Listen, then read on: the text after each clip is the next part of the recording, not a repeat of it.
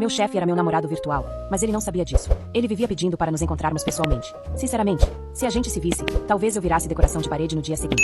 Então, tomei uma decisão rápida, terminei com ele. Ele ficou tão abalado que fez a empresa inteira entrar em ritmo de horas extras. Pelo bem da minha saúde mental e física, comecei a pensar, será que reatar com ele seria mesmo uma ideia tão ruim assim? Eu estava namorando meu chefe pela internet, mas um encontro presencial nunca esteve nos meus planos. Ele nem imaginava que sua namorada virtual era uma de suas funcionárias. Ultimamente, ele andava com um humor péssimo. Todos no escritório sentiam isso e andávamos em cascas de ovo. Até os intervalos habituais tinham sido encurtados. Ele ficava no escritório até tarde, e ninguém se atrevia a sair antes dele.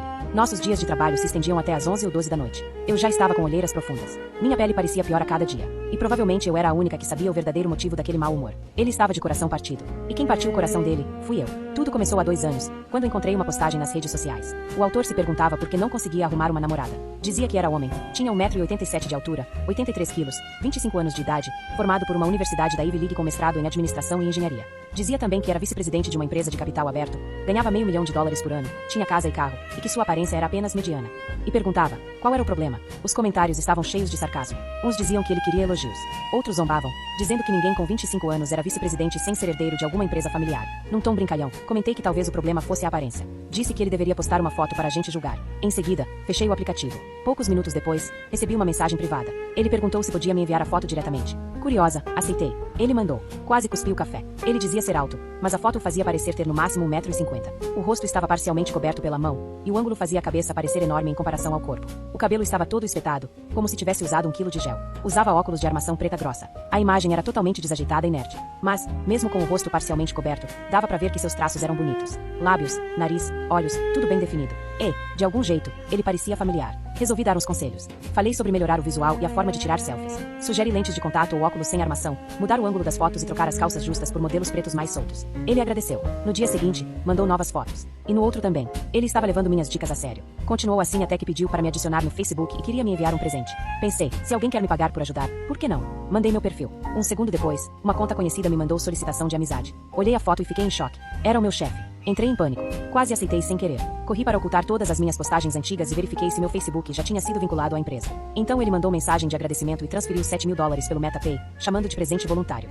Fiquei sem palavras. Comparei a selfie com a foto do perfil. Era ele mesmo. Meu chefe era o cara a quem eu estava dando conselhos. Hesitei, mas aceitei o dinheiro. Ele não sabia quem eu era. Continuei ajudando com o visual e ele evoluía rápido. Até que veio a confissão. Ele mandou uma longa mensagem, cheia de rodeios. Pulei a maior parte. No final, dizia que estava apaixonado por mim. Respondi apenas com um obrigada.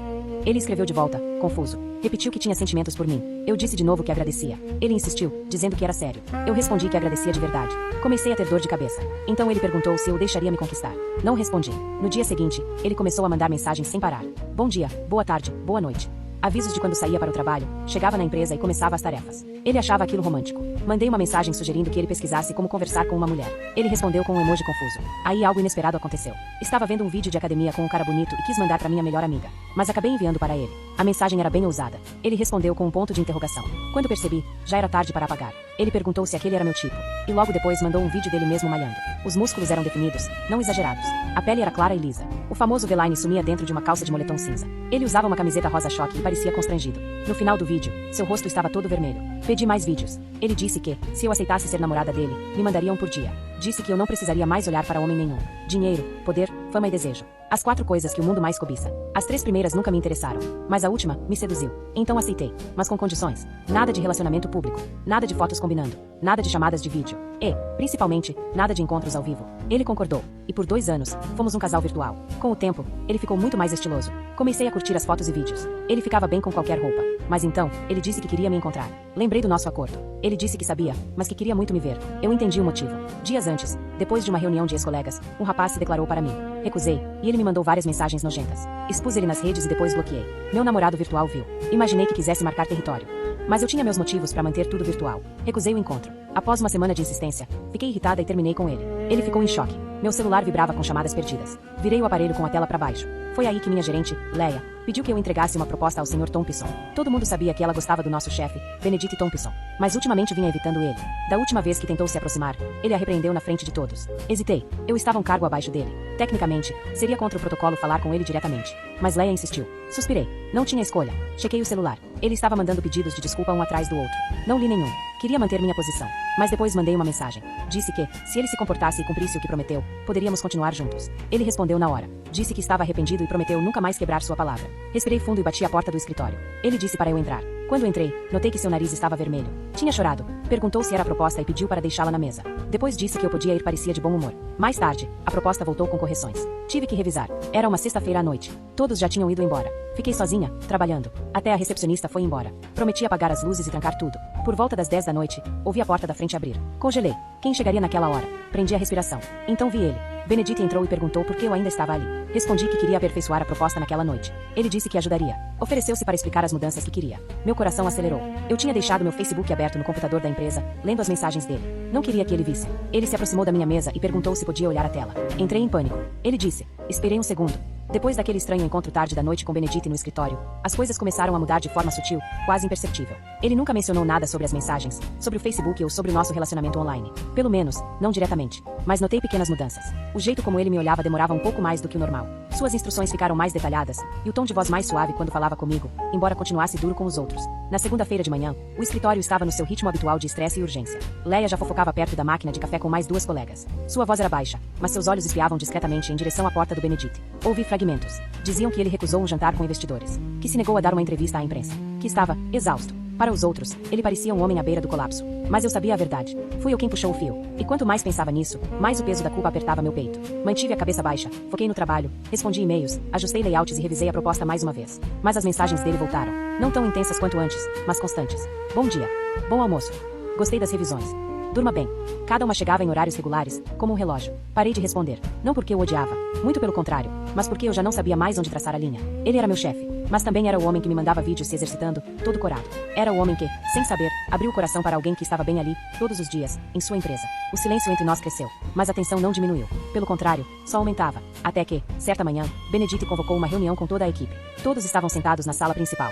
Benedito foi o último a entrar, como sempre. Estava impecavelmente vestido, mas havia sombras sutis sob seus olhos. Sua expressão habitual, contida e segura, parecia mais forçada naquele dia. Ele pousou uma pasta na mesa e olhou ao redor. Disse que a empresa passaria por uma reorganização interna, que alguns departamentos teriam funções redistribuídas, que novos cargos seriam criados. A voz dele era firme, mas eu senti algo por trás daquelas palavras. Algo pessoal. Então ele me olhou diretamente. Não foi um olhar passageiro. Ele fixou os olhos nos meus por vários segundos antes de continuar. Depois da reunião, Leia me puxou para o lado. Sussurrou que eu devia ter feito alguma coisa. Que Benedito não parava de olhar para mim. Que ele nunca me tratava como tratava os outros. Neguei tudo. Fingi confusão. Dei risada. Mas por dentro, eu estava em pânico. Naquela noite, recebi uma mensagem mais longa dele. Ele disse que sentia falta das nossas conversas. Que sentia falta da minha voz, mesmo sem nunca tê-la ouvido. Que sentia falta de saber o que eu estava pensando. Terminou dizendo que esperava que eu estivesse dormindo bem e que não estivesse sozinha no escritório de novo. Meus dedos pairaram sobre o teclado. Comecei a digitar. Apaguei. Digitei outra vez. Até que finalmente respondi. Disse que sentia muito. Que estava evitando ele. Que talvez tivéssemos ido longe demais. E que tínhamos regras.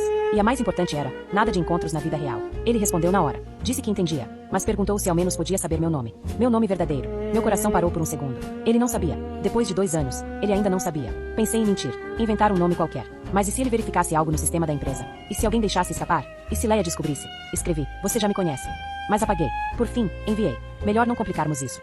Ele respondeu. Tarde demais para isso.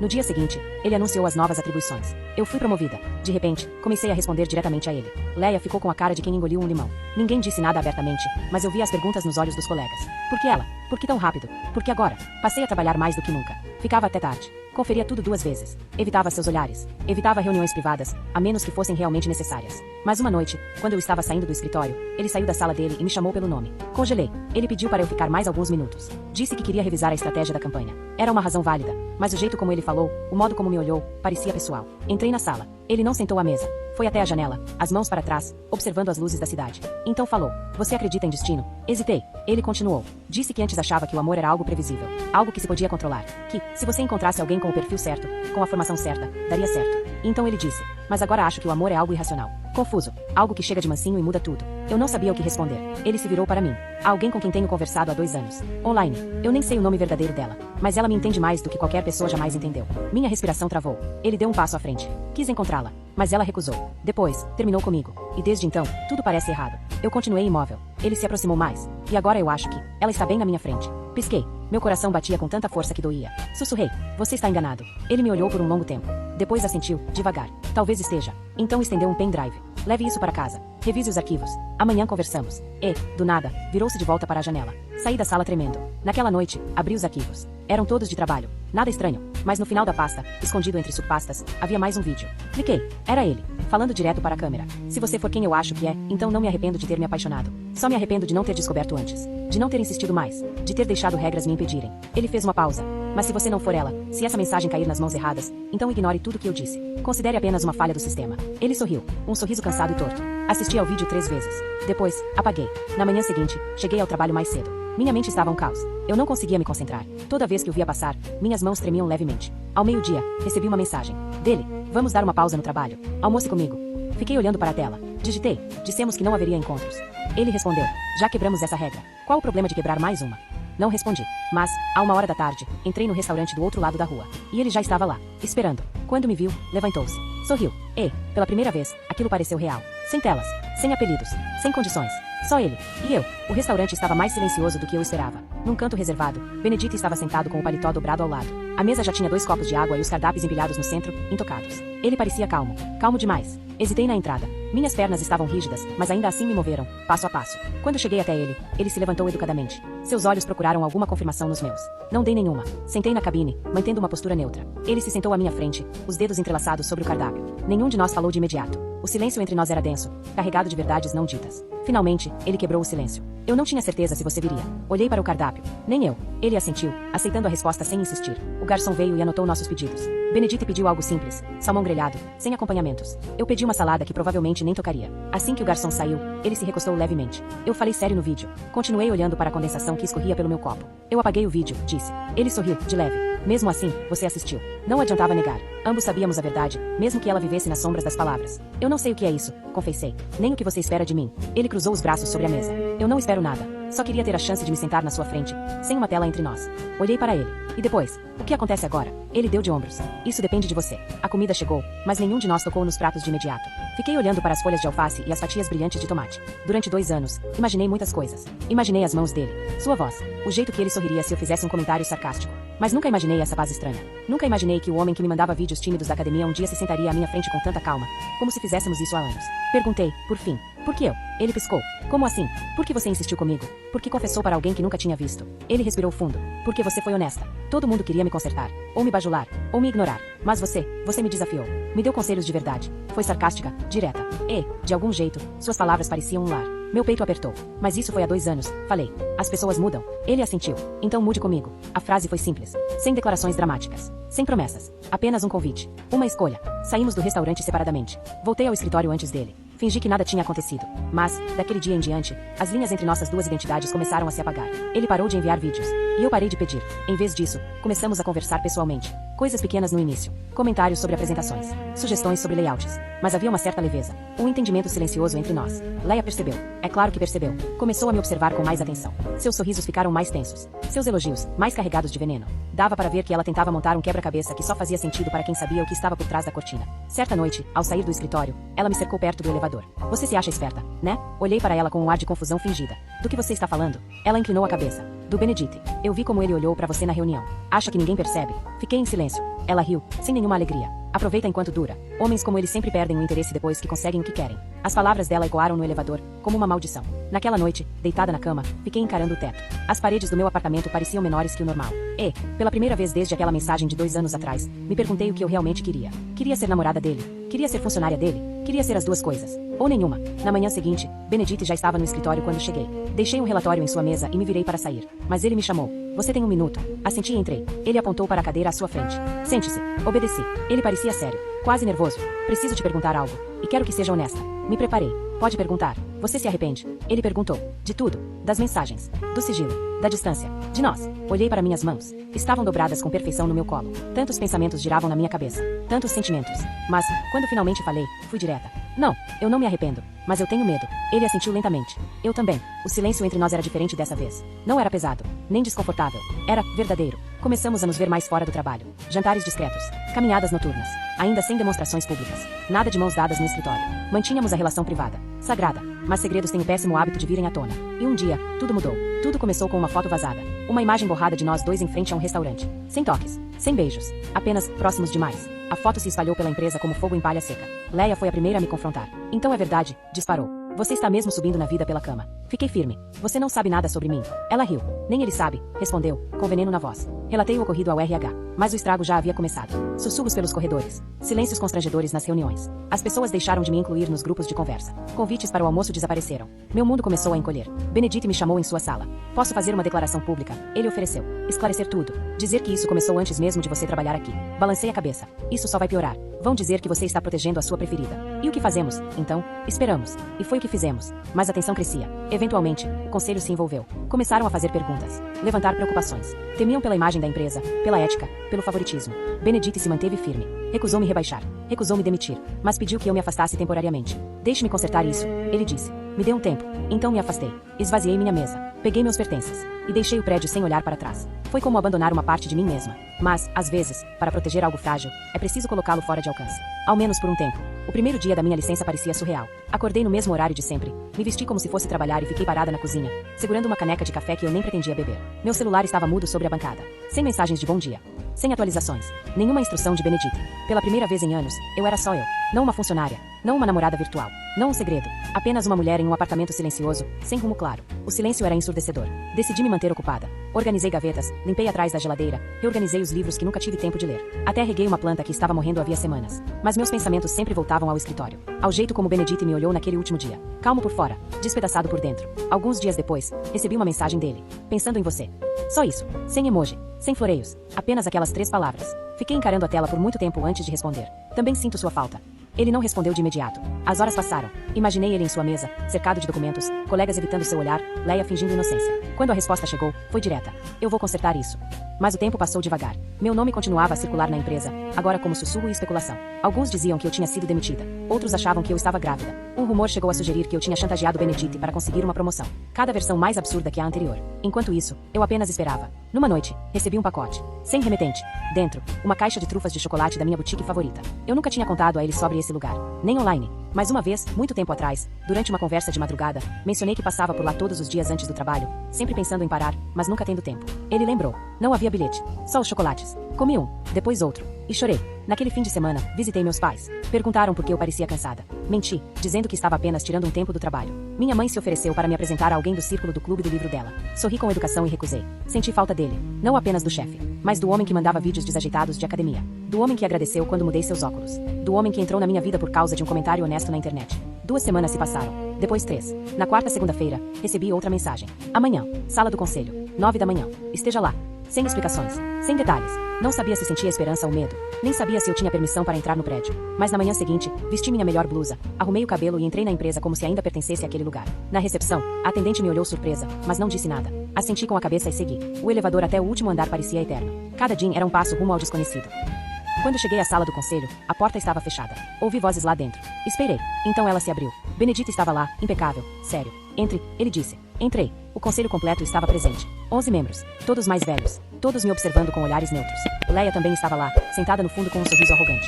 Benedite me chamou para ficar ao lado dele. Senhoras e senhores, ele começou. Obrigado por se reunirem em tão pouco tempo. Gostaria de esclarecer oficialmente os rumores sobre a senhorita Lauren. Meu nome ecoou como um estupim. Ele continuou. Há 2 anos, comecei a conversar com alguém online. Alguém que me desafiou, me inspirou, que me ajudou além de qualquer aparência ou currículo. Eu não sabia quem ela era na época. Conversávamos anonimamente. Construímos algo genuíno. Ele me olhou nos olhos. Essa pessoa era Lauren. Alguns murmúrios. Ele se voltou ao conselho. Sim, ela trabalha nesta empresa. Sim, mantivemos os limites profissionais. E sim, sua promoção foi baseada em mérito e desempenho, não em favoritismo. Respirou fundo. Sei que a imagem disso tudo pode não parecer ideal, mas não vou mentir. Não vou fingir que foi menos do que realmente foi. Eu respeito Lauren, como colega, como parceira, e como a mulher que esteve ao meu lado muito antes de saber quem eu era. Silêncio absoluto. Um dos conselheiros pigarreou. Sr. Thompson, está dizendo que iniciou um relacionamento pessoal com uma subordinada. Benedite assentiu. Sim, mas só depois de 2 anos de interação anônima. Mantivemos tudo privado. E estou disposto a me submeter a qualquer revisão ou medida disciplinar que o conselho julgar adequada. Outro membro perguntou. E quanto à senhorita Lauren? Está disposta a continuar sob essas circunstâncias? Todos os olhos se voltaram para mim. Levantei o queixo. Nunca pedi privilégios. Trabalhei duro. Nunca levei questões pessoais para o ambiente profissional. Se for preciso, posso me afastar permanentemente. Mas não vou pedir desculpas por me apaixonar por alguém que viu além do meu currículo. Mais silêncio. Então, para surpresa geral, o conselheiro mais velho sorriu. O amor é inconveniente, mas não é um crime. Murmúrios surgiram. Alguns assentiram. Outros permaneceram calados. Por fim, o conselho concordou. Benedite deixaria de supervisionar diretamente meu departamento. Eu teria um novo gestor. Nosso relacionamento, caso continuasse, deveria permanecer fora dos assuntos da empresa. Leia saiu furiosa antes mesmo do fim da reunião. Depois que a sala se esvaziou, ficamos apenas nós nós dois. Ele me olhou, esperando. Caminhei até ele, devagar. Peguei sua mão. Você não precisava fazer isso, sussurrei. Ele apertou meus dedos. Precisava, sim. Saímos da sala do conselho juntos. Do lado de fora, o mundo parecia diferente. O sol mais brilhante, o ar mais leve. Já não estávamos mais nos escondendo, nem fingindo. Enfrentamos a tempestade e sobrevivemos. Aquela noite, ele me convidou para jantar em seu apartamento. Pela primeira vez, o lugar era minimalista. Sofá de couro preto, prateleiras organizadas, livros empilhados com precisão. Mas, perto da janela, havia uma pequena mesa com porta-retratos. Não com fotos dele, nem de prêmios, mas de lugares. Um lago silencioso, uma rua em Roma, uma livraria em Tóquio. Esses são os lugares para onde quero te levar, ele disse. Um dia, assenti. Um dia parece ótimo. Comemos macarrão no sofá. Assistimos a um documentário que nenhum dos dois prestou atenção. E, quando ele me beijou, foi devagar. Seguro. Aquela noite, dormi lá. Pela manhã, ele preparou o café enquanto eu lia as notícias. Me entregou uma caneca e beijou minha testa. Pela primeira vez, não havia papéis, nem máscaras, nem segredos. Apenas nós. E isso era o suficiente. As semanas seguintes passaram devagar, mas com uma tranquilidade constante. Voltei ao trabalho sob nova liderança, Melissa Grant. Uma mulher firme, direta, eficiente, mas justa. Ela me tratou como qualquer outra funcionária. E, por isso, fui grata. Me deu espaço para respirar, para reconstruir, para deixar meu trabalho falar por mim outra vez. Os sussurros ainda existiam, é claro. Alguns colegas me olhavam de forma diferente agora. Uns com curiosidade, outros com ceticismo, e alguns com algo mais frio. Mas ninguém disse nada diretamente. O conselho já havia se posicionado. A estrutura mudou, e a fofoca foi perdendo força. Benedito e eu mantivemos distância no trabalho. Paramos de mandar mensagens durante o expediente. Mal trocávamos olhares em público. Fizemos um acordo silencioso de que nosso relacionamento existiria apenas fora daquelas paredes. Mas toda noite, sem falhar, ele me esperava no café do outro lado da rua. Às vezes conversávamos. Às vezes ficávamos em silêncio. Às vezes só caminhávamos sem rumo. Não havia mais necessidade de impressionar, nem de esconder. Era como se tivéssemos entrado numa nova fase, mais suave, mais profunda, mais real. Uma noite, fomos parar em um parque nos arredores da cidade. Estava tranquilo, quase vazio. O ar era fresco, o céu tingido de rosa. Sentamos em um banco próximo a um lago. Patos deslizavam pela superfície. Benedito se recostou e suspirou. Eu não me sentia tão calmo há anos. Sorri, observando as ondulações na água. Sente falta da adrenalina? Às vezes. Mas a paz é melhor do que o caos. Só não sabia disso até agora. Ele pegou minha mão, com delicadeza. Você me mudou? Não, você se mudou sozinho. Ele me olhou então. De verdade, com o coração aberto. Quero que saiba de algo, disse. Algo que nunca disse em voz alta. Esperei. Quando tudo começou, quando te encontrei online, achei que seria só diversão. Uma distração. Mas, em algum ponto do caminho, virou outra coisa. Você virou outra coisa. E agora que sei quem você é, agora que vi todos os seus lados, não quero voltar a ser quem eu era antes. Demorei a responder. Minha garganta apertava. O coração batia rápido, mas firme. Eu também não quero voltar, sussurrei. Ele me beijou. Devagar. Como se o mundo tivesse finalmente parado de girar. Daquele dia em diante, algo mudou entre nós. A linha que mantínhamos durante o expediente continuou, mas fora dali, paramos de fingir. Começamos a sair abertamente. Jantares tranquilos. Lojas de livros silenciosas. Ele até me levou à festa de aniversário de um amigo, me apresentando apenas como Laurie. Sem rótulos. Sem justificativas. Os amigos dele gostaram de mim. A maioria era formada por executivos, gente séria. Mas logo se soltaram quando viram como Benedito me olhava. Com leveza. Com admiração silenciosa. Mais tarde, naquela mesma noite, voltamos caminhando sob as luzes da cidade. Ele passou o braço pelos meus ombros. Já se perguntou o que teria acontecido se eu nunca tivesse postado aquela mensagem. O tempo todo, respondi. E, provavelmente eu teria continuado com a cabeça baixa, trabalhando, fingindo que não queria mais. Ele assentiu devagar. E eu teria continuado esperando que alguém me amasse sem saber como ser visto. Paramos de andar, mas nos encontramos mesmo assim, ele disse. Encontramos. Na manhã seguinte, Benedito me mandou uma mensagem durante o expediente pela primeira vez desde a reunião do conselho. Almoço hoje. Meu escritório. Hesitei. Por um segundo. Depois respondi. Ok. Quando entrei em sua sala, ele já havia pedido nossa comida. Estava animado, mas contido. Me entregou uma pasta. Abri. Era um roteiro de viagem. Um final de semana prolongado. Só nós dois.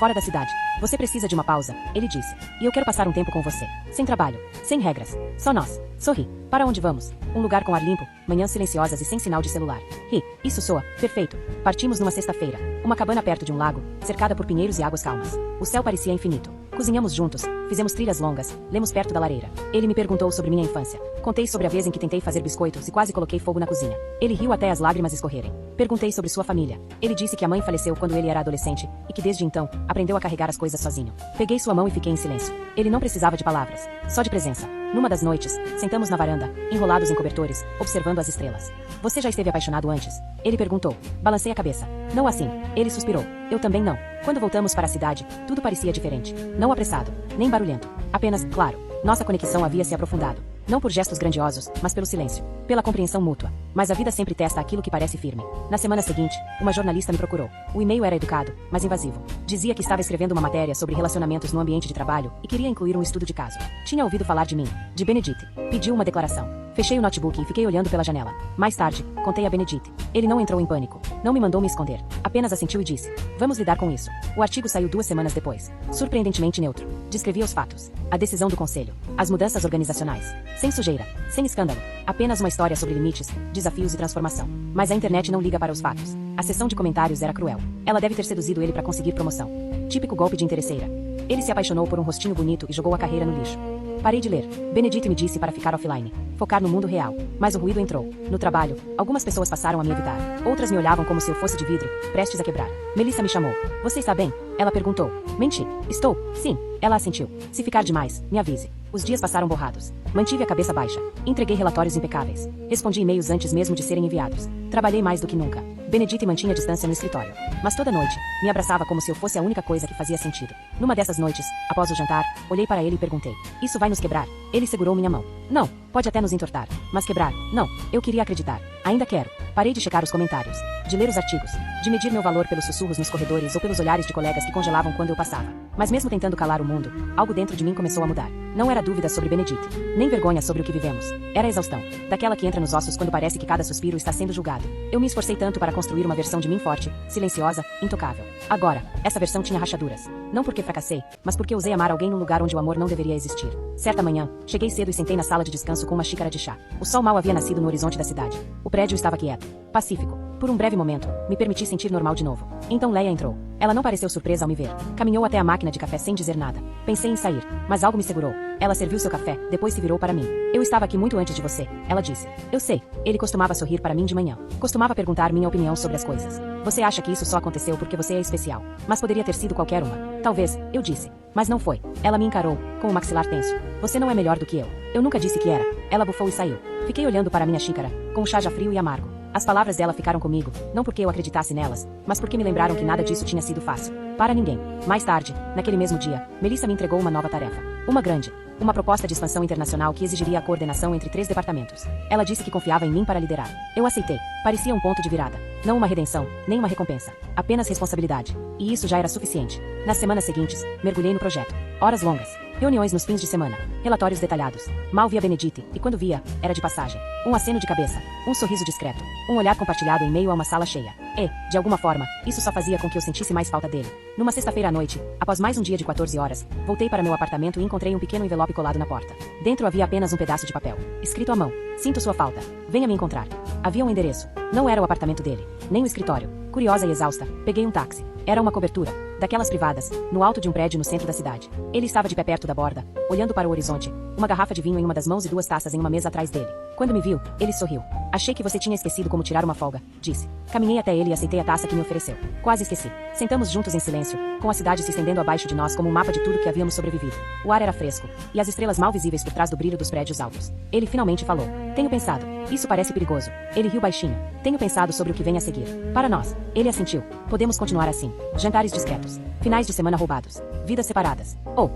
Podemos construir algo real. À vista de todos. Olhei para ele. De verdade. Você está falando em morar juntos? Mais do que isso. Ele enfiou a mão no bolso do paletó e tirou uma pequena caixinha preta. Meu coração parou. Ele a abriu. Dentro havia um anel. Simples. Elegante. Sem diamantes. Apenas uma fina aliança de prata com uma pequena gravação por dentro. Não estou pedindo um casamento no próximo mês, disse ele. Não estou pedindo perfeição. Só estou pedindo uma promessa. Que você esteja nisso comigo. Sem mais esconder. Sem mais esperar. Olhei para o anel. Para ele. Para tudo o que aquele momento representava. Respirei fundo. Sim, os ombros dele relaxaram. Ele colocou o anel no meu dedo. Estava quente da mão dele. E parecia certo. Sentamos lado a lado, com as pernas se tocando, sem mais palavras a dizer. Na manhã seguinte, avisei Melissa que tiraria os 2 dias seguintes de folga. Sem desculpas. Sem detalhes. Ela sorriu e disse. Ótimo. Você merece. Benedict e eu passamos esses 2 dias enrolados em cobertores macios, comendo comida por delivery e falando sobre o futuro.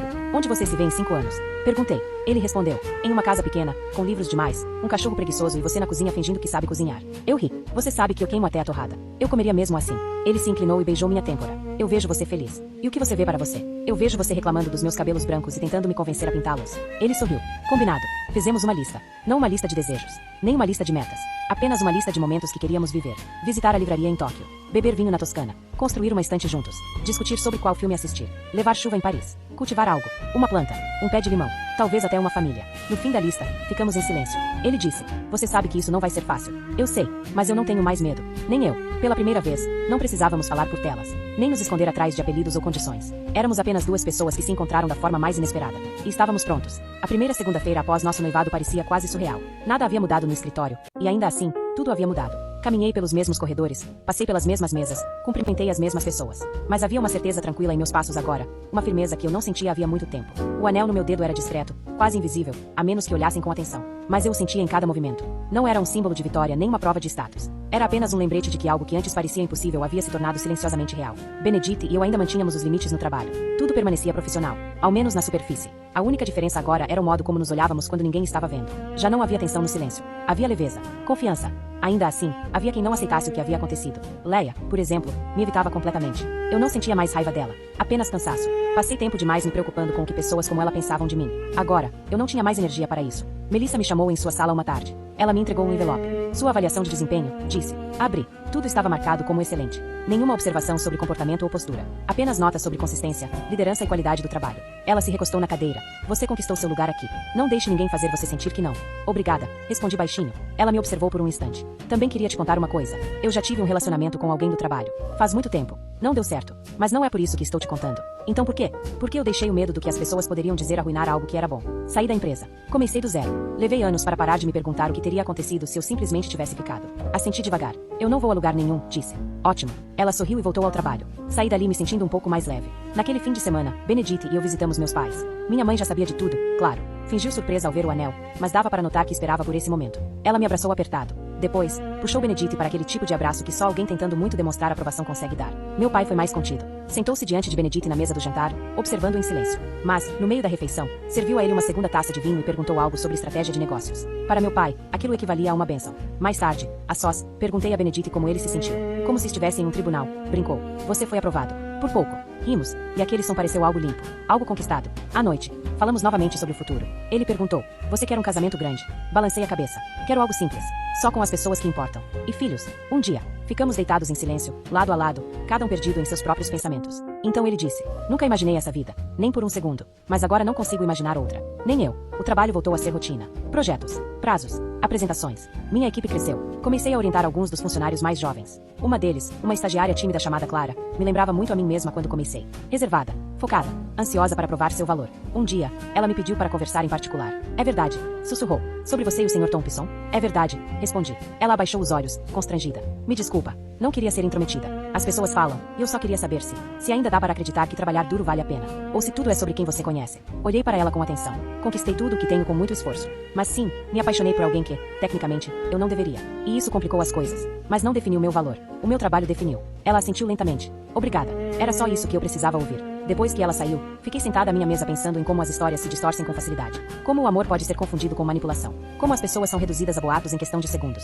Naquela noite, contei a Benedite sobre Clara. Ela vai ficar bem, ele disse. Você ajudou ela a enxergar a verdade. Espero que sim. Ele segurou minha mão. A gente não pode controlar o que o mundo diz. Só podemos viver a nossa verdade. Guardei essas palavras. Numa tarde, enquanto preparava uma apresentação para uma nova parceria, pediram que eu representasse a empresa numa conferência regional. Uma plateia grande. Clientes importantes. Quase disse não. Mas Benedite me encorajou. Você tem mais a dizer do que imagina. Então fui. Subi ao palco diante de centenas de pessoas. Falei sobre inovação. Sobre liderança. Sobre como enfrentar desafios. Falei com clareza, com convicção, com uma firmeza na voz que até me surpreendeu. Ao final, recebi uma ovação de pé. E quando desci do palco, Benedite estava à minha espera nos bastidores. Ele não me abraçou. Não disse nada romântico. Apenas falou, você foi brilhante. E isso foi tudo o que eu precisava. Mais tarde, no nosso apartamento, sentamos no chão cercados por caixas de comida. Você já se arrependeu? Perguntei. Do quê? De ter postado aquela mensagem online. De ter confiado em uma estranha. Não, disse ele. Porque aquela estranha era você. Sorri. Você acha que vamos durar? Acho que vamos brigar. Que vamos discordar. Que teremos dias difíceis. Mas sim, acho que vamos durar. Porque começamos com honestidade. Porque escolhemos um ao outro.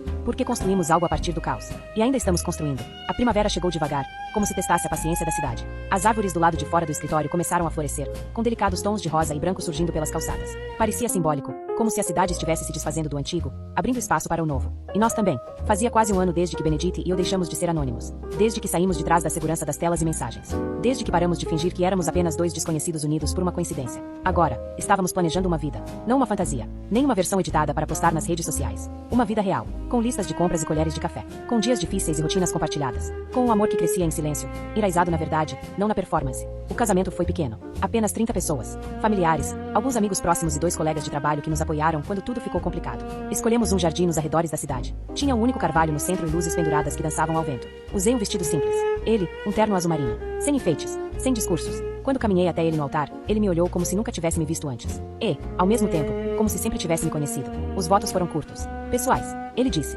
"Você me viu quando eu não sabia ser visto. Me desafiou quando achei que já sabia de tudo. Me ensinou que o amor não precisa de permissão." Eu disse: "Você me encontrou nos cantos silenciosos da internet e ainda assim me reconheceu no barulho do mundo real. Nunca me pediu para diminuir. Você me deixou crescer. Com você, ao seu lado, trocamos alianças. Todos aplaudiram. Nós nos beijamos. E, assim, deixamos de ser um segredo." A recepção foi cheia de risos. Meu pai fez um brinde surpreendentemente emocionante.